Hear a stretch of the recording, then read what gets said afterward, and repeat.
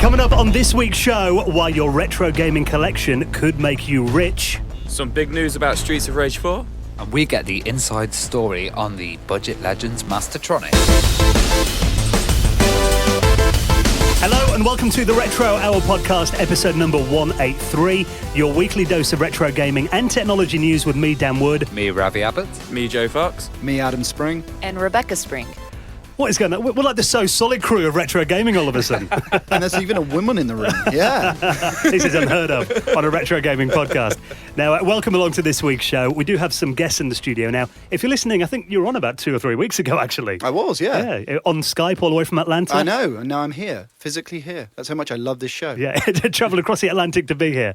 Now, Adam does a show called Remotely Interested with Ravi, which is, we talked about it when you were last on. We did. A podcast about all things kind of technology and science related, lots of stuff. But you're over in the UK for a couple of days, staying with Ravi, so he thought, he's going to make you work for your stay. Why not?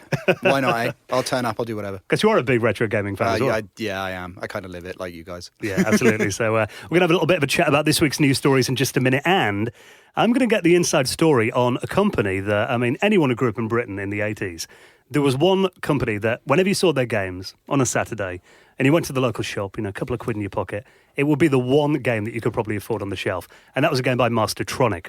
Now, they had this thing called the 199 range. Do you remember that, Adam? I do, actually, yeah. And they were like, well, as a tag would suggest, £1.99. And a lot of other games then, were edging about £5 or £10. So every kid had Mastertronic games. But bizarrely, even though they were such a big company, not much is written about them at all anymore. I think maybe because a lot of the people who were involved in it have passed away since. But today, I've tracked down a guy called Anthony Gutierrez. Now, he's actually got a really good website all about Mastertronic, and the only one out there that gives the kind of definitive history. And he worked at the company. He was financial controller, he was a systems manager, but because it was such a small company at the time, he kind of did lots of different stuff. So we're going to get the story behind one of Britain's most legendary gaming companies in the 80s, Mastertronic, on the way in around 15 minutes from now. And also we need to talk about some stories, including how you could get rich off your retro gaming collection. That's always been the dream, hasn't it? Don't tell my wife that. And Streets of Rage 4 as well, more on that now.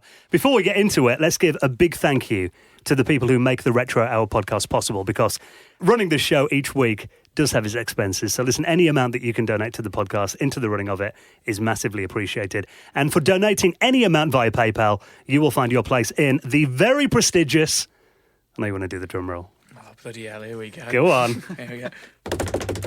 No one does it like you, Jen.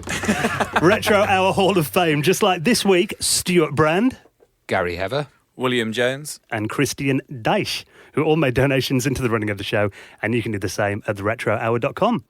Now, of course, we've got to give some big love to our sponsor as well, one of our favourite sponsors, Bitmap Books. Now, last week we were talking about that brilliant Sega book, celebrating the art of the Sega Master System. This week, I give this book to you to have a look at, Joe, 'cause you're a big RPG fan. Dan's hooked me up with a CRPG book. Now, I need to take a deep breath for what's going to be my Christmas appeal for my mum to buy me this book. Is she a big listener to the Retro Hour, your mum? She's a big listener. She's the number one fan, my mum. Every week she comes at me with something. But these books keep getting better and better. We've got CRPG book by Bitmap Books.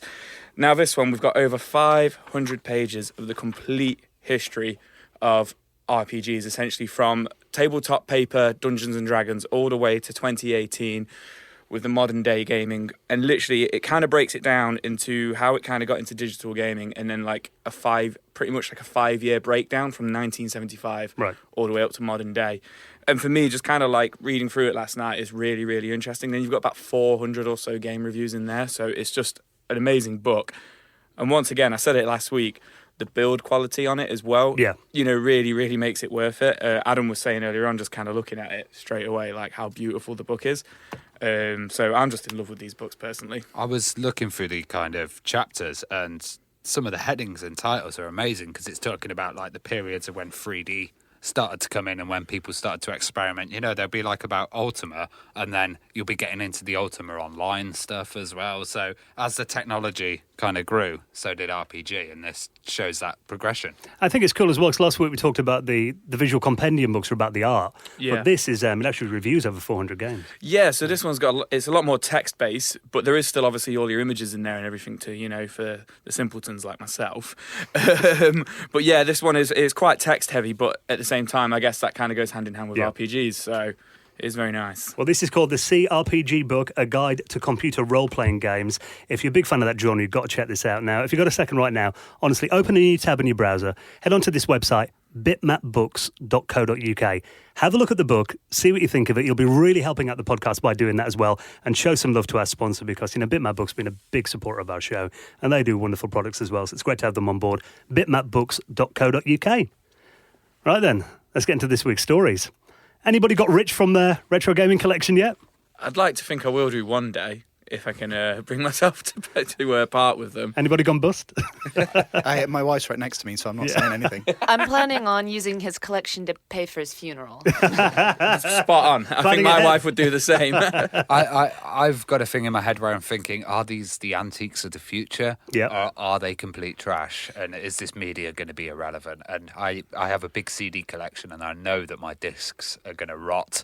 And I don't know. Do I sell it for profit? But I enjoy collecting, so... Yeah. Well, it's funny you mentioned that, because you're not the only one who thinks this may have a future. There's an article here on the Eastern Daily Press, and I always love it when mainstream media talk about retro gaming, because it feels like, like your grandma doing it or something, doesn't it? Or very naive. It's a bit of very naive. That's the way I would describe it, yeah. Well, they're talking about a story that we'll get into in a minute. They say here, with one copy of Atari 2600's Extraterrestrials currently being sold on eBay. They're talking about, like, the company was called Atari 2600. And they've got an interview with a guy here called Edward Jackman, and he owns a video game shop called Last Level Games.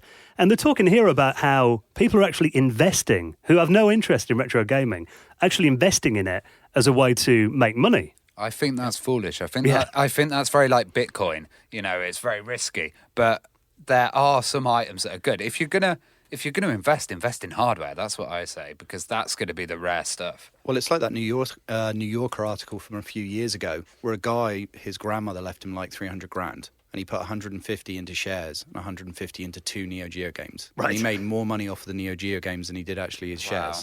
See, Neo Geo is a different story, though, in my opinion. It is. That's a different level, that is. But, they've listed on here valuable games and consoles, and they've done quite a good list, actually. They've got, like, Conker's Bad Fur Day, CD32, 3DO. This stuff does actually get good money. It's funny they mentioned Conker's Bad Fur Days. We did a whole panel about that recently. Should have asked for a few copies. 160 quid is apparently the average. Yeah, because it was one of those later carts. But it's always the rare cases and the odd ones. Like I bought a copy of Lotus Trilogy, and I bought that for £40. I sold it on eBay, and it got into a crazy bidding war, and it went for 800. What? So I ended up buying your wedding present with the profits from that, mate. This is Lotus on the Amiga. Yeah, for CD32. Right. Well, I'm chatting to Sean Southern next week, so I'll thank him. Yeah, I think it's worth what people will pay if, at the time. Well, let's be honest here then. I think it might be interesting if... I know your wife's next to you, Adam, so it's now for the slap around the head. I'm still supportive when I can be. Well, what's the most we've all spent on a retro game then? What about you, Adam? So with me, it's more about the hunt. Yeah. So I don't really it's not that I don't necessarily want to pay it. It's more the fact that it's like, is it really going to have value? So for example, Atari carts at the moment, I'd like a copy of it, but it seems to be one of those games where there's enough hype around it now where it's just going up and it's getting silly. Yeah. I think it's like around about $300 or $400 now. And I think having moved countries, it's really interesting what people value. So for example, the first thing I noticed when I moved to the US is like nobody knew about Amiga that much. And the main story there was all about video editing. And then you start talking to people about it. And then in Atlanta, for example, Alan, who you met when you came over, Ravi, he paid, I think it was almost like $1,500 for an Amiga 1200. And I was like, what? It's like, well, why? Because I can. It's like, well, okay, fair enough. So, I mean, for me, probably the most I've spent so the best buy I had was Rayman for $45. Was that on the Jaguar? On the Jaguar, okay, yeah. And then the most I probably spent was about 70 on a Neo Geo Pocket game, because I had a Neo Geo Pocket and I needed to try it out. So I was like, I want Capcom, SNK, full box, let's get it. So that's probably the most. I say, with Rebecca right next to me right now. Rebecca, really you can good probably save. triple all these Really things. good Yeah.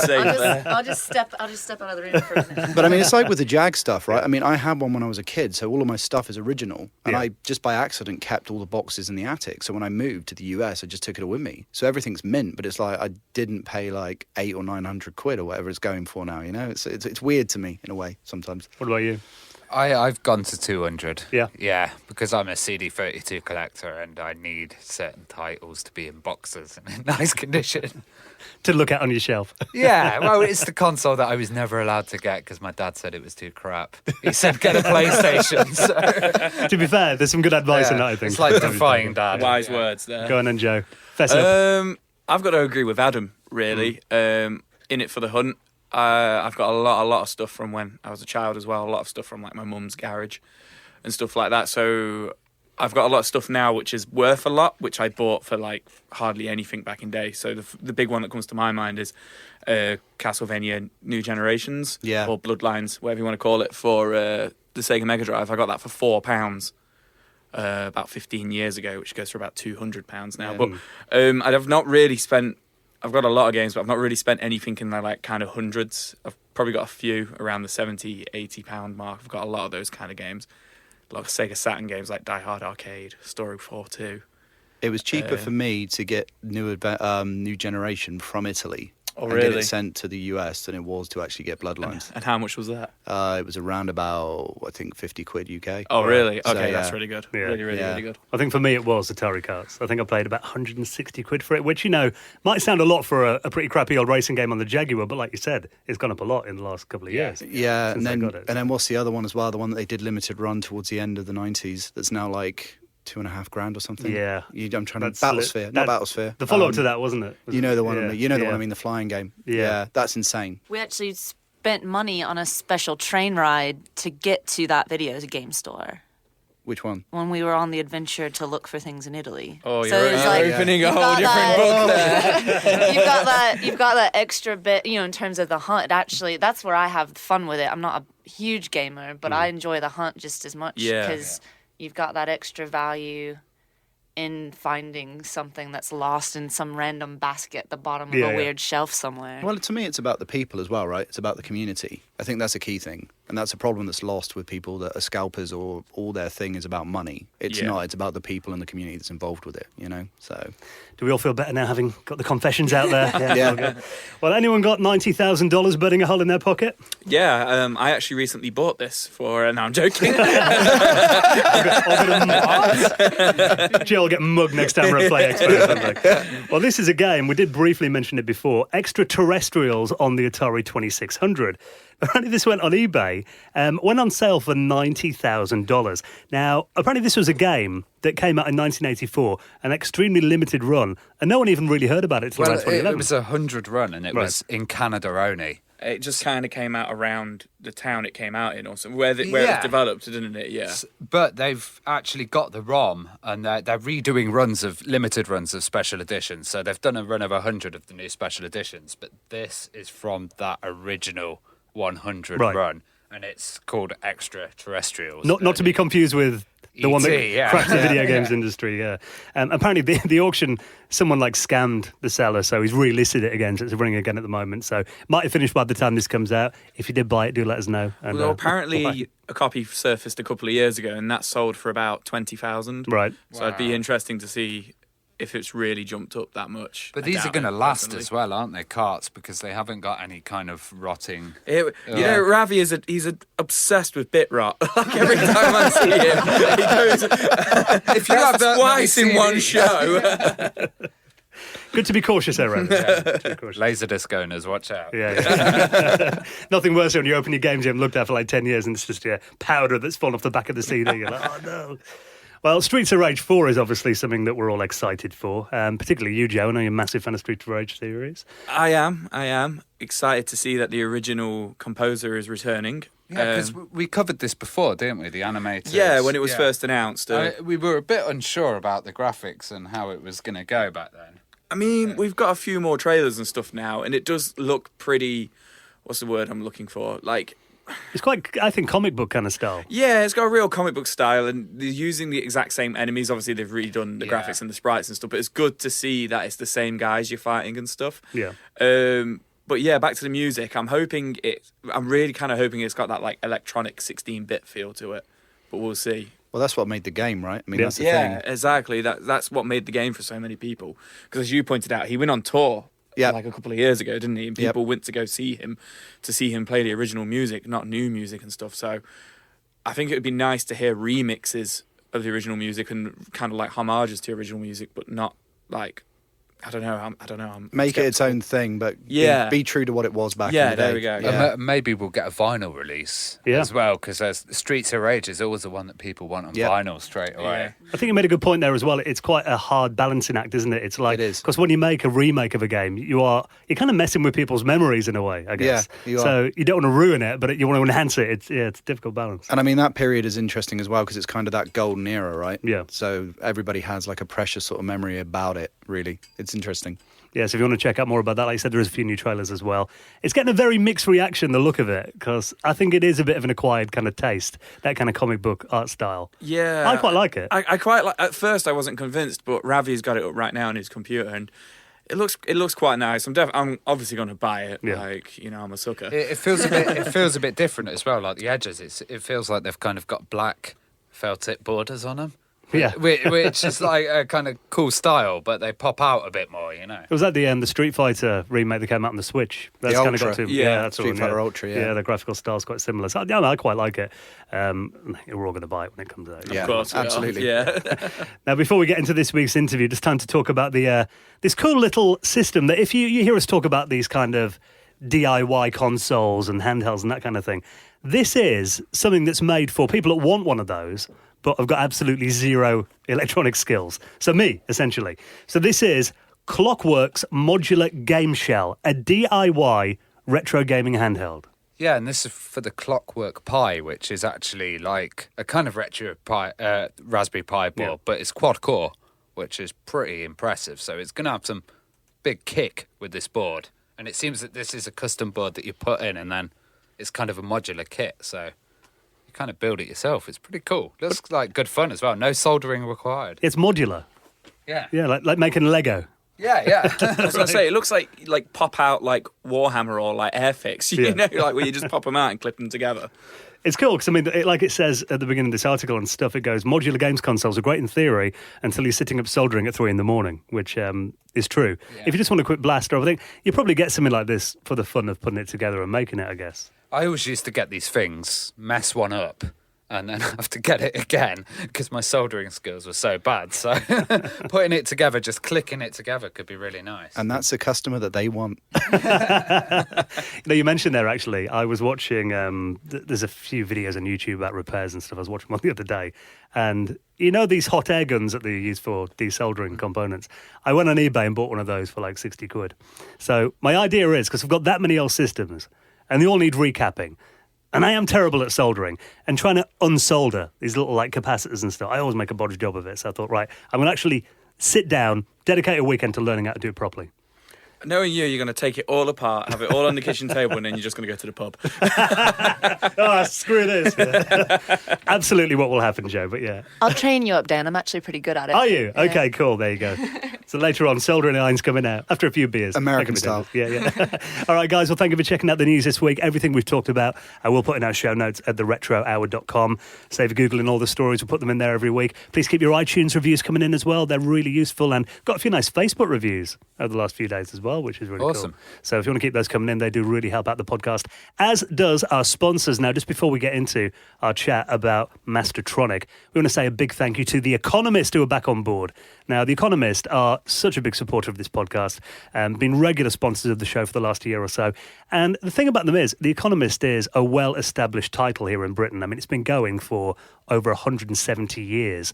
And in this day and age where you get so much false news on social media and websites, it's really important to have a source that you can trust. And even though they're called The Economist, I mean, these days they do cover a lot more than just the economy and finance, including world politics, business, science, technology, and even video games as well. Now, what have you found in there this week? I've found a really interesting piece, actually, and it's kind of about how the Communist Party of China, because a lot of people kind of assume that China's not communist, but it is still ran by the Communist Party of China.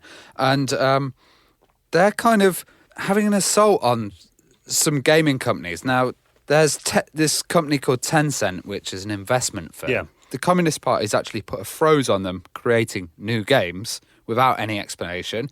There was also a version of PUBG, which was, battleground, player-unknown battlegrounds, and the Chinese Communist Party made their own version of player-unknown battlegrounds and tried to encourage citizens to play with that. And it's very interesting seeing how they're now getting involved with technology, especially with stuff like the social points system that we've discussed before coming in China, but how it's going to affect the esports industry as well if the parties start getting involved with stuff like that, because there's 200 million fans of esports in China. That is massive, and they've got a national team as well, and they always win gold at events. So we see what's going to happen with this and this kind of war, because they're actually referring to some of these games as electronic opium. Yeah, that addictive. Yeah.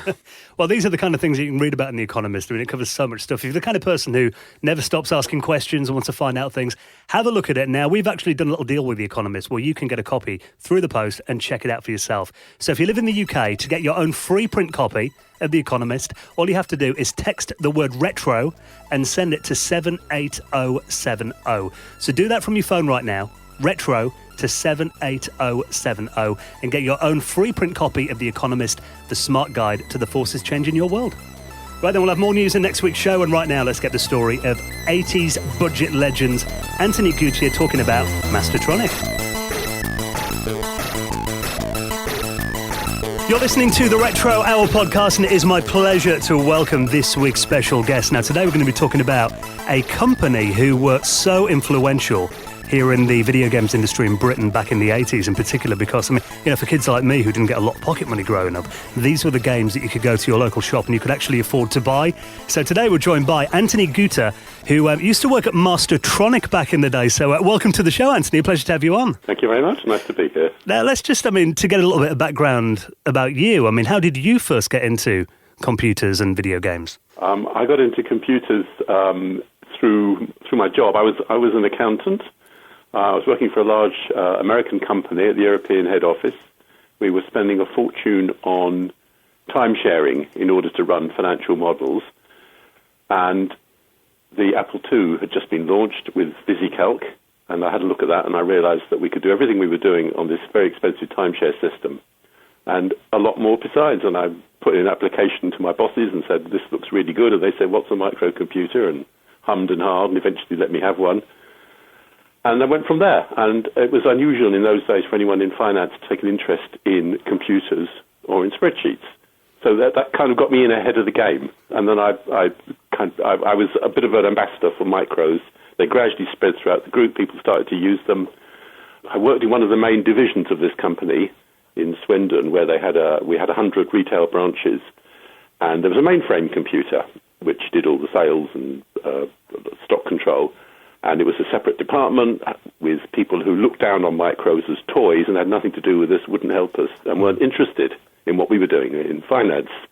So we were developing computer models of the company and using it for forecasting and so on. Absolutely nothing to do with the mainstream computing. So we had to learn everything ourselves. There was no one to ask. And that was a good learning experience. And on the back of that Apple II, I started to get into games. So I was going to say, around that time you're talking about, the birth of microcomputers as well. You're kind of treading a path that no one else has tread before. So, was it kind of, making it up as you went along, I imagine? You had to learn everything yourself. Yeah. There was no internet, of course, which might horrify some of your listeners. If you wanted to find out something, you had to read the manual. Yeah. Or RTFM, which some of your listeners may recognise. There were magazines, of course. But the magazines were only of limited help because if you didn't find your particular problem, you were stuck. And, I had the Apple and I read the manuals and I tried to understand how it worked and I did things that most people with computers wouldn't know how to do. Very early on I realized the memory wasn't sufficient. So I bought what was called a 16K memory card and inserted it into the computer. So I actually took the computer, took the lid off and put this circuit board in. And I got printers and configured the printers and got various bits of software and learned how to use disk drives. And I know it sounds terribly trivial, but that was the sort of thing most people weren't doing at that time. And out of all the other accountants in the group, I was probably the only one who had that sort of experience. Well, along with the rise of microcomputers, I mean, you did mention that you got into games as well. I know the arcade was kind of emerging in that kind of era too. I mean, were you much of an arcade goer? No, not seriously. I liked playing arcade games. I was a bit old for them, even then. So, but I did enjoy them. And on the Apple II came with 2 games written in Apple Basic, and I printed out the code listings and tried to work out how they worked. So I taught myself a little bit of programming that way. What kind of games were you into then? Nothing anybody would have heard of. I mean, the Apple games that came with the Apple II, one called Lemonade Stand, which I think you can still get for emulators, and a very early version of Breakout using the Apple paddles. Football Manager came out around about that time on the Spectrum, Kevin Tomsey's game, which I read reviews of, and I tried to do a little bit of, see if I could program my own version of it, very clumsily, to simulate what would happen if, with footballers moving across the pitch, but not visually, just to see if I could work out as a series of equations how it would work, and I tried to program a bit of Monopoly, and it was all just to learn programming more than play games.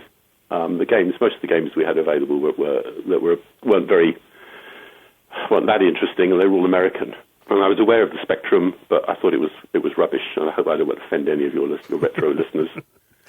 I didn't like the look of it. I didn't like the look of the keyboard. I was a touch typist, and I couldn't get my hands on the keyboard anyway, so I thought it was absolutely useless.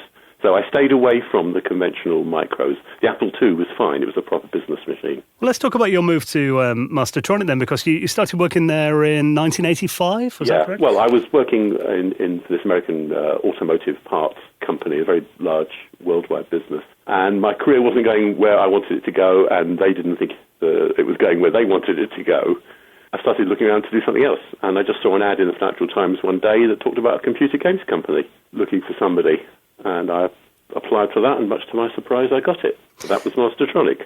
I was reading an interview with you on Retro Video Gamers website, and they mentioned in there that there was they told you about this brand new product that was coming out in your interview that was too secret to tell you about. Did you find out what that was eventually? Oh yes, I had when they interviewed me, they talked about the computer games side, and then they got very secretive and said we've got this other product. And I was interviewed by the 3 main directors of the company, the guys who'd set it up. And they said, "Oh, we can't tell you anything about it. It's all confidential." And then I started with the company, and they were still a bit cagey. And then after a couple of weeks, they said, "Oh, well, we'll tell you what this is all about." And this was a device that would transmit a signal from a video player to any around your house, to any TV in the house, rather than just the one it was plugged into. And they called it Video Plus, I think. And it used a wireless frequency that was reserved by the Department of Trade, which is why it never went on sale. I didn't know Mastertronic were even in the hardware business. Right? They weren't. Mastertronic was started by guys who knew about video, as you may have picked up from my website. In particular, one of the directors, Martin Alper, and his colleague Terry Medway ran a video shop, and that was their background, not computers at all. So, but they did, they understood the video market and obviously, presumably, the video accessories market. And they weren't really bothered about games. They just were looking for business outlets. And they'd come across this device, I think it must have been American, and thought, yeah, we can flog that in Britain. It was booked to appear at there was a big trade show in, I think, Olympia in September of '85. And this was going to be the centre of the Mastertronic stand. And then, as I say, the Department of Trade put their foot down, said you can't put this on sale. It's using a wireless frequency you're not allowed to use. That was the end of that. But other devices doing something like that did appear soon after. I mean, talking about the founders of Mastertronic, it's quite interesting you mentioned then, that they had a background in video, Martin and Terry, because thinking about, that era, a lot of games companies were set up by programmers because they wanted to have a platform to release their games or games they liked. I mean, having a team of guys who weren't that into video games or weren't programmers makes it quite a unique company, really. Well, in a way, but there were a number of large companies that set up video games divisions. For example, Microsoft, which was run by Robert Maxwell's son, Kevin. You had Virgin Games, which was set up by people who were not, they were interested in in computer programming, but not in games specifically, when it was first set up. And Thorn EMI had an outlook called Creative Sparks. There were quite a few other, quite a few large companies. BT, of course, with Firebird. So you started off with obviously executives of one of these companies saying, "Oh, video games look like an interesting business. Let's get into this business. Let's find someone to run it for us."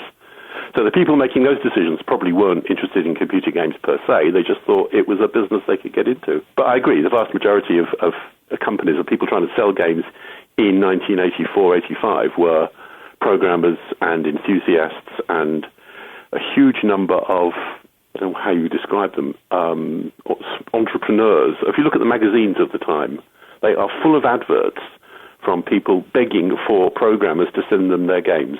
Well, when you got there to Mastertronic then, what were your initial impressions of the company? 'Cause, I mean, it was quite young then. They'd only been around about 2 years at that stage. Oh, less than that. They started trading in April 84, and I think they tried out the market for a few months earlier. And the guys who were running it, the three directors who were actively running it, were not even being paid a salary at that time.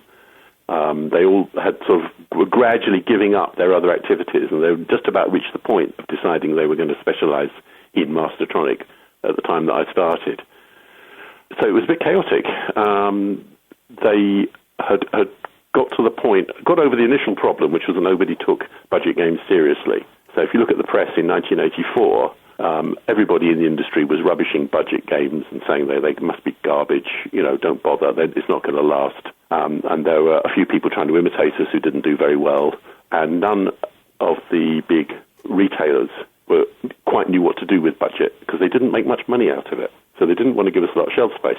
That was the biggest problem. You had to convince them that we would get the volume. But by the time I joined, that was beginning to happen. We were starting to sell games in really decent quantities. And your typical, full-price game might sell 1,000 or two, and we were starting to, do games that were selling 40 or 50,000. So suddenly, commercial buyers from people like Boots got very interested. Well, as a kid in the 80s, we were talking before we started recording, before that the 199 range, I remember every kid at school would go out on weekends and buy those games. And, pricing games at that point was a bit of a genius move, really. I mean, what was kind of the process behind that, and how did it work coming up with that plan? Ask yourself the question why was the average game in 1983 priced at $7.95? Because everybody knew that they came on cheap bits of tape that only cost 30p to duplicate. So you have to go back from that. And the industry had convinced itself that you had to have a huge margin built in order to pay for the development costs. And they had got into this cycle of sales not being very high because not many people could afford them, and therefore you had to have high prices. They also were locked into a cycle of advertising in all the magazines and so on, and that was quite expensive, and we didn't advertise. And we took the view, I don't know whether anybody ever worked it out, it wasn't worth it, we couldn't afford it. Much better to get the games out there in as many outlets as possible and let customers see them. And that did work because, like I said, everyone did buy those games because it was for kids it was an impulse buy at that price because that was like, your weekly pocket money. That's right, but the problem we had was getting the games in front of the customer in the first place. Mm-hmm. Because it's not obvious how you do that. If you start up, anybody could start a games company in those days. You just, once you've got some code, you go to a tape duplicator and say, make me a couple of thousand of these. You go to a printer and you print you some inlays, and you've got a box of games. But then they're sitting in your house. What do you do with them? How do you get people to buy them? And this was for most people, this was a terrible problem. For Mastertronic, they had this network of dealers from the video business that they were all familiar with. So they started off getting them into video shops and into other shops, like newsagents that used to sell videos as well. And this is where if you remember you may be a bit young for this, but in the beginning of the 80s, with the videotape boom, videos were being sold everywhere as a sideline, and they were sold in newsagents and in garages and in small shops, and anyone could sell. Again, videos are very easy to sell. You just stuck them on a shelf, and the customer picks them up, and you don't have to sell them because the customer says, "Yeah, I like the look of that title," and buys it. So it's very easy for retailers to sell them. And then computer games kind of filled the same niche. Yeah, because I remember seeing Mastertronic games at service stations on the motorway and all kinds of places. Yeah, but in order to get them to get them out there, you had to have a network of people who would actually take them to those garages in the first place. And because of the video business, particularly that I think Frank Herman was in, as well as Martin and Terry, they had that network. And I've spoken about this in interviews. The guy called Richard Bealby was very important, who used to come into our warehouse pick up bulk stock, and then he and his wife worked on this, and they had this network of distributors, and they would send out a few games to each distributor, and the distributors would go around to the garages and the newsagents and the tobacconists, and that's how the stuff got out there in the early days, because the large established wholesalers wouldn't touch us. Again, they didn't think there was enough profit in it for them. Yeah, and I know that Richard was quite well known around here where we recorded the show as well, because he was quite famous in the world of cricket, wasn't he? Oh, he played for Notts, yeah. I think, if I remember rightly. Yes. So that was the advantage that we had, that we had this distribution. I've always sort of emphasised this, that it was anybody could do a computer games company in those days. The problem was getting the games on the shelves, and that's what stumped most of the small companies starting up. It was all right, but once you were established and you had a name, yes, you could go to a wholesaler and say, this last title did 2,000 copies, so how many would you like this time around? And they'll take it. But if you're just starting up, you can't do that, and you've got no credibility. It's interesting as well that, you mentioned companies like Boots selling video games, which today is unthinkable that you'd walk into Boots and see video games. Boots used to sell all sorts of things. They used to sell cameras and electronics. But Smiths, of course, sold them. Woolworths sold them. Once the retailers understood how it worked, and we made it easy for them because of the way we dealt with them, particularly we had sale and return. And if you tell a guy, here's 100 tapes, but if you don't sell them, I'll take them back and give you another 100, they love you, because there's no risk for them. All they have to do is decide if it's worth allocating you a bit of shelf space. And were the majority of games profitable, I imagine? Did you ever lose any money on games? Later on we probably did, but no, in the early days you didn't, because if you could sell, I'm not going to do the sums in my head now, but you only had to sell a few thousand to cover the costs of not only making the game, but also giving the author a reasonable advance and paying for the cover artwork and, the actual overheads of getting the games through your system and out into the high street. So, you didn't have to sell a huge quantity, but in order to make real money, you needed to sell, 10 or 20,000, and we did that easily, almost every title. Because they didn't directly employ programmers, did they? No, we didn't need to. I think huge numbers of other people in the business didn't employ programmers. Didn't have to. You could buy games, and you could either give people royalties or you could buy them outright, and loads of people were doing that. So when you first started at Mastertronic, what was your kind of day-to-day role at that stage? I was taken on as financial controller, and it was a very small company, so I did just about everything. I did everything behind the scenes, which anyone in business would understand, but people who have not been in business will probably find incredibly boring to hear about. Did you try and implement any changes when you started? I put in systems. They didn't have the systems they had were terrible, and I struggled with them, and I put in my own systems after a while, which made a big difference. And then we started to grow very rapidly, so it was just as well that everything was working. When I started, they had some ramshackle old computer system for doing sales orders, and we had employed a young lady called Alison Beasley, who you may have heard of. She now runs a very successful PR company, and she was taken on as quite a young girl. I think she was just a school leaver. She was taken on to do PR, but she also did the inputting of our sales orders. And she was the only person who knew how to work this system. So every couple of days, I had to go to her and beg her to stop doing her main job of PR, which in those days meant whining and dining the editors of computer magazines.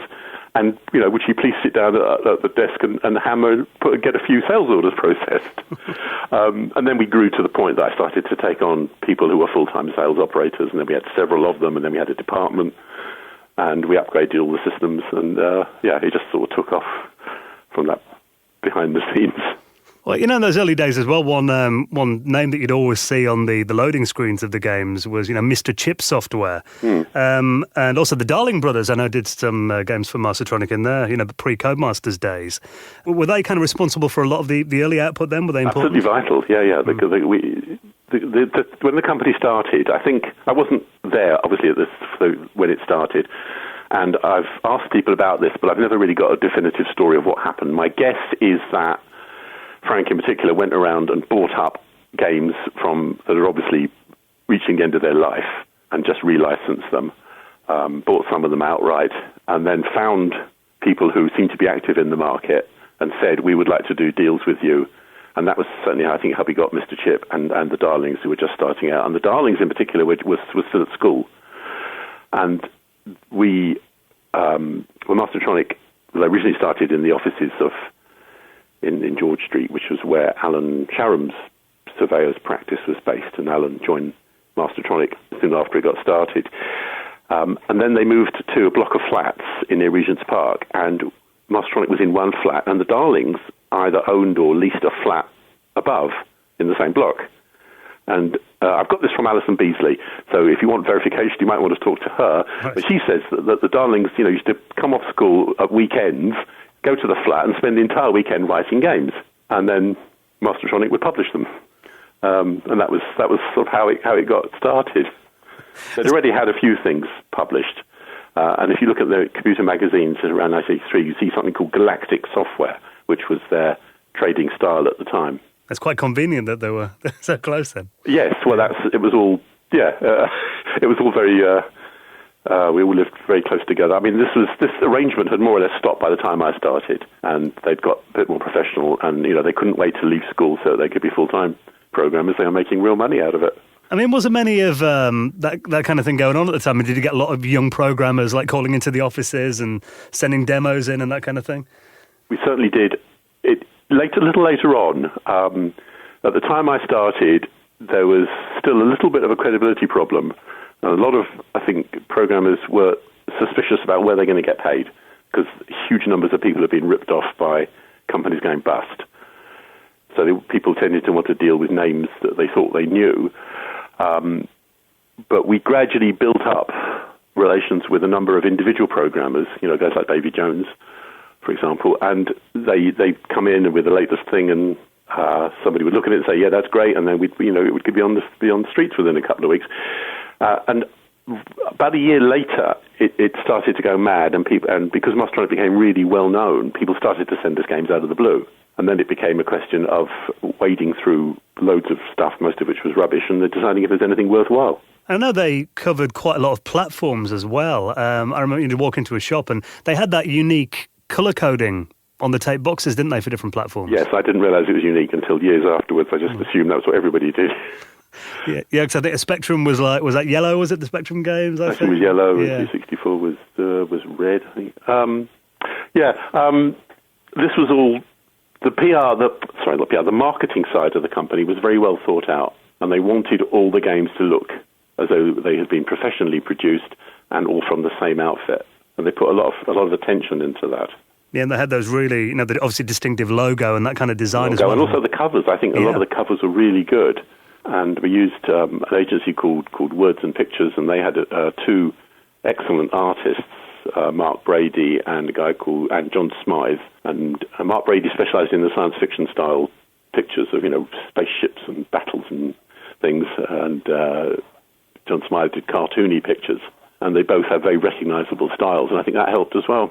Yeah, I think, as a kid, you're drawn to the covers, aren't you? I mean, like you said, in that pre-internet era, that was the way that you would capture attention. You've got to stand out on the shelf. Either that or word of mouth or people writing about them in magazines. But in the first couple of years, we didn't get any coverage in magazines because we weren't advertising. So the editors weren't interested in giving us any editorial space. Well, which were the most important platforms for Mastertronic? Well, Spectrum and C64 to start with. The C16...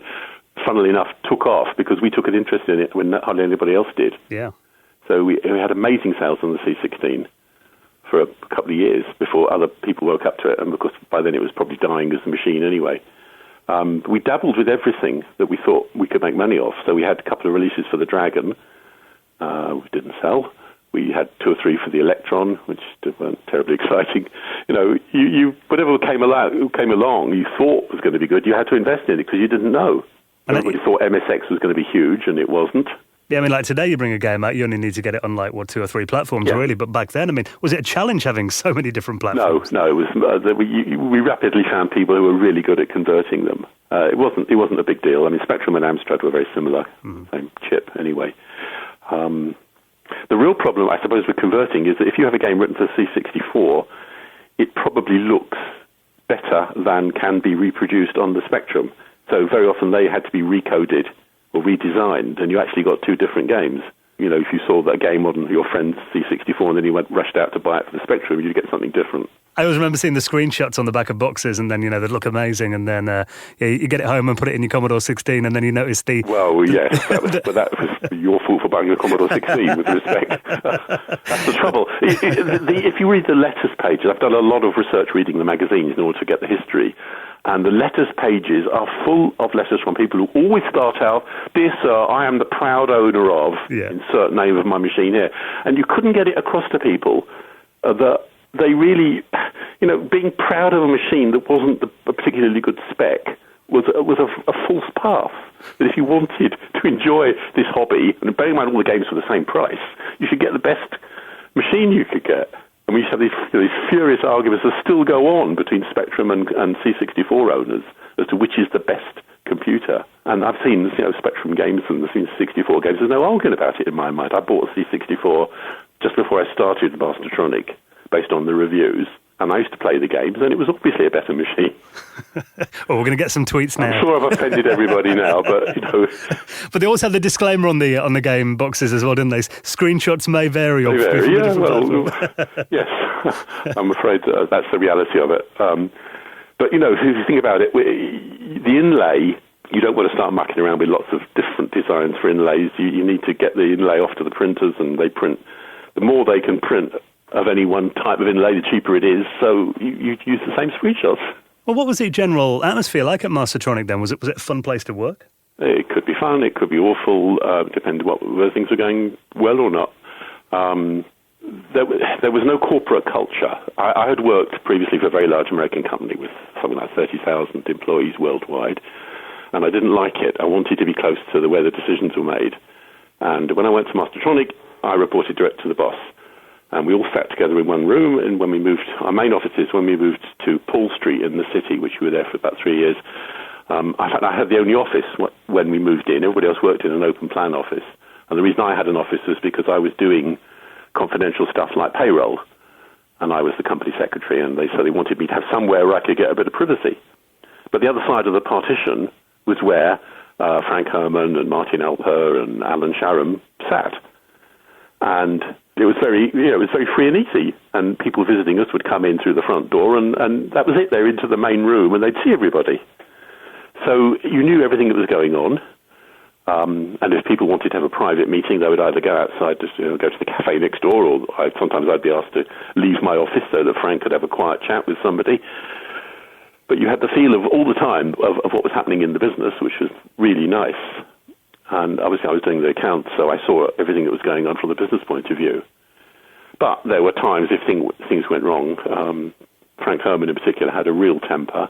He'd come into the office, he'd go bright red, and he'd bang on the table and shout at people. The fact that their games were cheap as well, and were there any times when the finances were kind of a bit close to the knuckle? And they were always close to the knuckle. Even though we were making profits, we were always short of cash.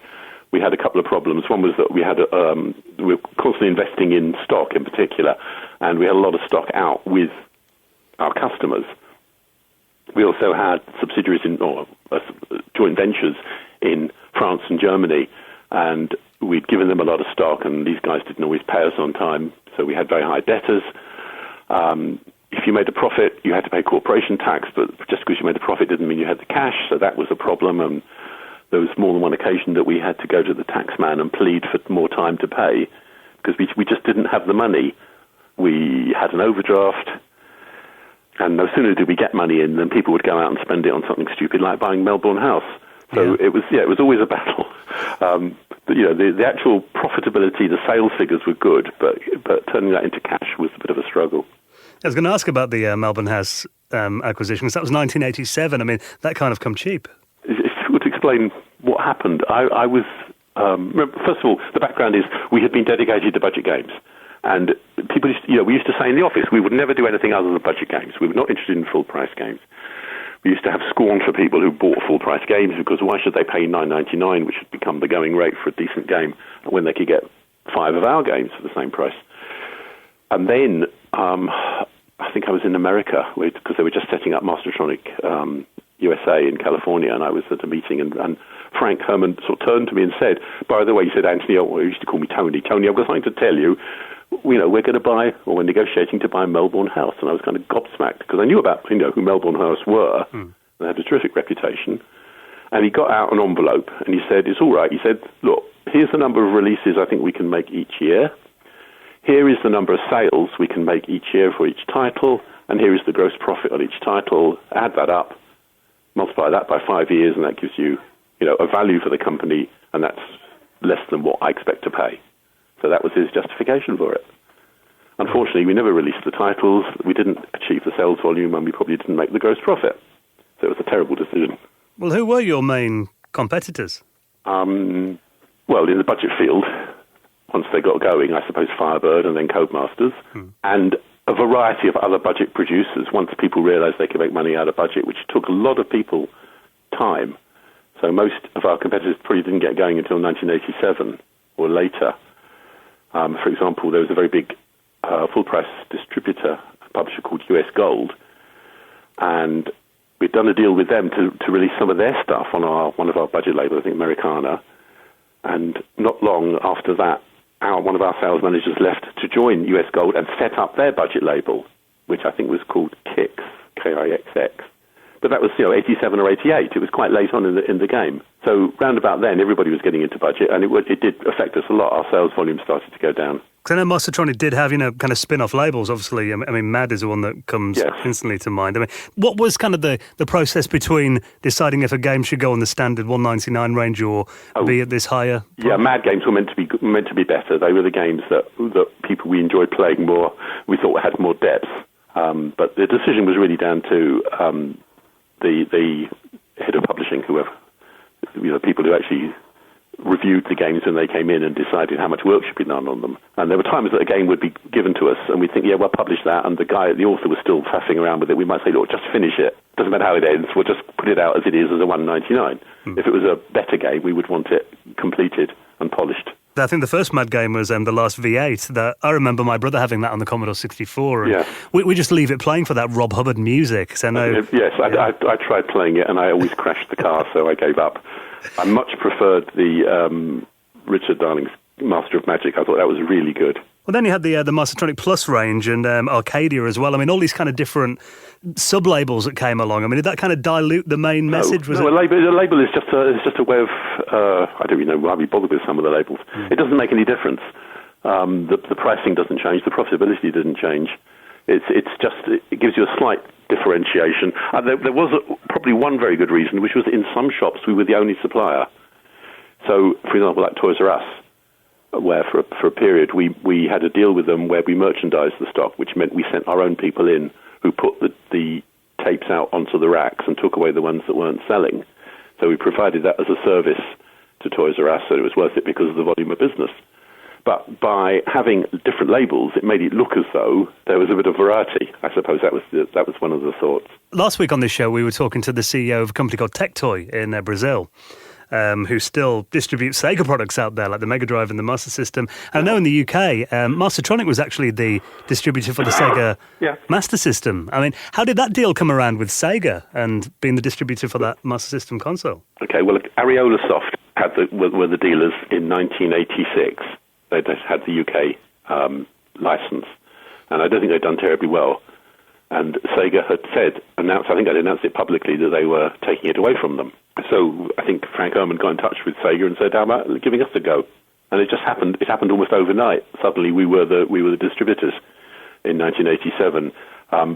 But it was a funny business because most of the Master Systems that were coming in had already been sold by Sega directly to people like Dixon's. So all we did was act as intermediaries and try and market it and in terms of promoting the games. But we didn't have a lot of say in who got what. Later on, in following years, when they had more confidence in us and we took over the business, it was an interesting battle because we never got enough stock. They always sent both the new games and the new machines firstly to Japan and then to America. Europe always came last. And we used to have, try to allocate which of our customers were going to get the batches of the machines that were coming in. But it wasn't something I was involved with. I think the fact that it was called the Master System as well, that was quite a good coincidence. I remember kids at school would be a bit confused sometimes, and some kids saying it was like, Mastertronic's console because it was called the Master System. Pure coincidence. Just luck, nothing to do with us. But then, the Master System did have, a pretty decent, fortune in the UK. I know in America it wasn't a big system, but over here it was. Yeah, it was very successful, and I think it was helped by our marketing. It was helped also by our distribution, because at that point we had our own distribution network. We had a warehouse, a dedicated staff, which I don't think any other computer games publisher had. All the others relied on wholesalers. So we could determine how our stock was going to be treated when it went to a warehouse, and we could make sure that it was packaged correctly, and we could sit on the delivery times and make sure that priority customers got their stuff as quickly as possible. And in some cases, pallets of new machines, particularly when the Mega Drive came out, the pallets would come in, they'd be flown into Heathrow and straight out to the customer. They wouldn't even see our warehouse because the demand, was so enormous when that came out. And that was again one of the hidden strengths of Mastertronic that we had, because we could distribute our own, control our distribution, which other people couldn't do. We could get the goods out to our customers much quicker. Another thing you had in-house as well was your own magazine, Tronics. Have you got any memories of that? Yes, it was terrible. I've got one copy of what I think was the last issue, and I should have kept the others, but it was a pain in the neck. It's a funny thing, when you see it from the other side. Nobody particularly wanted to produce this thing. Somebody had come up with the idea of having a fan club. And so it was advertised in magazines, and if you joined up and sent us a couple of quid, I think you got a game and you got a pen, and then we promised that we'd send out this magazine. But nobody in the company wanted to spend any time producing it. Because, if you're going to have a magazine, somebody's actually got to write the damn thing. Yeah, it's a lot of work. And it inevitably fell on the PR people, which was my poor colleague Alison, who I don't think particularly wanted to do it. So after a time, I think I just decided it wasn't worth it. It didn't really make any difference to our sales. And it wasn't, I don't know if it generated enough interest. I'm afraid we must have disappointed many kids who might have looked forward to receiving it. It seemed like a good idea at the time, though. Lots of things. It's amazing how many things seem like, the budget games are a success, and against that we have lots of failures, which you just sort of sweep under the carpet and walk on. Well, what was it like when Virgin became involved? It was, it's awkward. It's awkward for me personally, because I didn't want to work for a large company. And the first thing that Virgin did when they came in was accountants came in. We were shoved into the Virgin Vision division.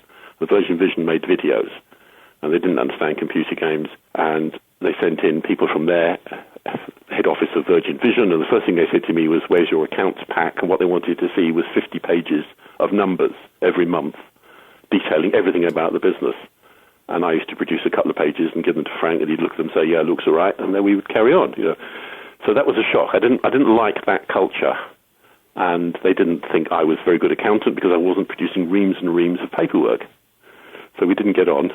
As far as the business was concerned, well, they wanted to absorb us, so they moved us across to Virgin Games, and we had a rather strange marriage with Virgin Games. And Virgin Games at the time was more traditional. It did have half a dozen full-time programmers who were knocking out their own product, but they also sold other people's titles, and they only did full price. So there was a bit of synergy that we could start selling old Virgin titles as budget, but the two companies were quite different. And the only thing I believe that really Virgin wanted was Sega. I don't think they were really bothered about Mastertronic. They could see some potential, but they wanted the Sega business because I think there's a bit in Richard Branson's book where he said his kids had seen these consoles and were quite excited by them. So they got us, which gave them the distribution, which gave them a European network, and they set up various subsidiaries. Very quickly we moved towards an organisation called Sega Europe, which had distributors in several European countries, and that was about the time that Sega itself bought the whole Sega business back in-house. Yeah, and I guess the fact that Virgin had, did their own games in-house was a different kind of culture to what... Completely different. I mean, they had their own little office at the front of the building, and I used to pop my head around the door occasionally and have a chat with them, because, I still enjoyed playing games, and very often, occasionally they would give me something they were working on and say, would I mind testing it? So, for example, they brought out a fabulous PC adventure game called Wonderland, and they gave me an early copy of that and said, would I test it on the PC? Because we didn't have any PCs. The PCs were fairly new in those days. I had an Amstrad for business use, and I'd also bought myself one for work to use at home. So I tested it on that. That was quite fun. Well, the 16-bit machines came along as we got towards the yes, they end of did, the but they 80s. were. But the Atari and the Amiga were one thing. The PC graphics were terrible in the early years. You couldn't play games on them. Yeah, and that PC bleepy sound that was built. Yeah, everything about it in the early 80s. They were useful for business. And I was starting to develop some quite sophisticated models of things and using database programs on PC, but you couldn't play games on them. Well, when the ST and the Amiga did come out, I mean, did that kind of... Was that difficult to respond to for Mastertronic? I think it was. Everybody saw it coming. It wasn't a surprise. But we didn't quite know how to respond, because obviously the biggest problem was what price would our games be? And they were going to be on disc, and we knew that the sales wouldn't be so high, so it wouldn't be the same sort of business. And there was considerable debate as to what sort of price range before we settled, I think, on $4.99 to start with. But the problem with the 16-bit games was the volume was never there. It just took a long time, I think, for the critical mass of installed machines to grow to a point that you could release a new title and it would sell comfortably enough for you to make money. And in the early years, that wasn't happening. And of course, it was more expensive to develop the games, so we were paying more up front to the programmers. So we were a bit of a bind on that, and I don't think Mastertronic ever got it right. Yeah, I was going to say, because obviously they've got more memory, more capability, so... Exactly. People expected a much higher standard. There's a culture problem here with our own directors who didn't really understand that because they didn't play games. And they weren't interested in the games as such. They only saw them as products. So they didn't get that the 16-bit games market was a different sort of market to the Spectrum C64 market. And I think that hampered us. I don't think it would make any difference in the long run because it never really was a budget market anyway. And, on the Amiga, I remember games were like, around the 25 quid mark for the big titles. Well, yes. I mean, even now they're, 49 quid for PC games, which is, frankly astonishing. But you understand it when you play them. And at the same time, we had the other tie-up we were working on was this Arcadia project, which I think you mentioned in your question. Yeah. And as you know, Arcadia was going to be amusement arcade machines with an Amiga in the works that would play or have the capability to play up to 10 different games, and the user would select which one they wanted to play. And we thought that was brilliant because we thought that they'll be terribly popular, and obviously it's the Amiga, so we could put the same games out and sell them as Mastertronic games. And what they found was that users in amusement arcades didn't like it. They wanted a dedicated arcade machine where all the graphics on the outside of the machine were about the game they were playing. And they wanted the artwork, they wanted the colours. They didn't want this boring old Arcadia machine where the first thing you had to do was select a game from a menu. The other problem we had with that was that the actual quality of the games that we put on them was not very good. Because instead of getting arcade game designers to do games, we got computer game designers. And they didn't think in the same way. So we had some perfectly good computer games, but when you put them in arcade, they just weren't impressive. Yeah, because a lot of those arcade games came from Japan and America, didn't they? Japan, yes, exactly. And by then, you've got these dedicated teams of programmers. And of course, in an amusement arcade machine, you have a dedicated chip. But we were relying on the Amiga, so Amiga had to do everything. And there were some things, I guess, that it just couldn't do. I don't know. I mean, I wasn't on that really involved in that side, but I only saw the results. We had one of these machines in our office, and they used to show us the demos. And some of my colleagues used to get excited by seeing these things, and I was never excited. I thought they were terrible. And I don't know if you're familiar with any of the stuff we did at the time. We had a game called Road Wars, which they were thought was really fabulous. And it was, you sort of had a rotating Earth, and you had some sort of spaceship that was flying over it, and you had to shoot everything. I thought it was absolutely awful, and it never sold.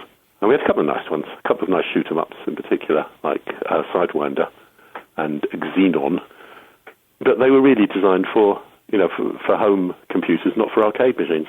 Did you have to bite your tongue a bit, or did you just come out and say they weren't very good? I used to say they weren't very good, but nobody was interested in what I said because I was only an accountant anyway. Right.